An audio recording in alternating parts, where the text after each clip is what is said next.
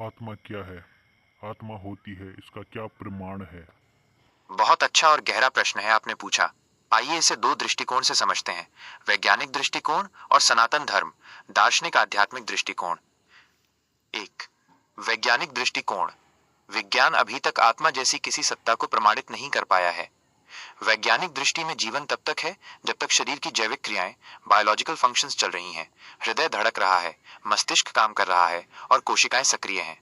जब ये क्रियाएं रुक जाती हैं तो जीवन समाप्त माना जाता है। विज्ञान ये मानता है कि चेतना, कॉन्शियसनेस, मस्तिष्क की जटिल गतिविधियों का परिणाम है। अभी तक किसी भी वैज्ञानिक उपकरण से आत्मा का प्रत्यक्ष प्रमाण नहीं मिला।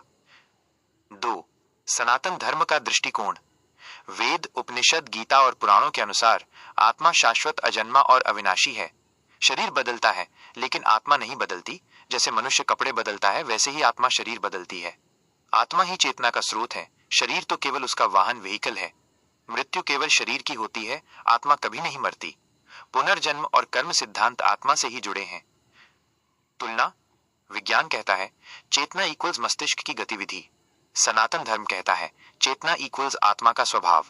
विज्ञान की सीमा है कि वो केवल भौतिक फिजिकल चीजों को माप सकता है, जबकि आत्मा को अध्यात्म से ही अनुभव किया जा सकता है। कई वैज्ञानिक भी मानते हैं कि मृत्यु के बाद चेतना कहाँ जाती है, ये आज भी अनसुलझा रहस्य है। निष्कर्ष। विज्ञान और सनातन धर्म दोनों अलग अलग स्तर पर सत्य को समझने की कोशिश करते हैं।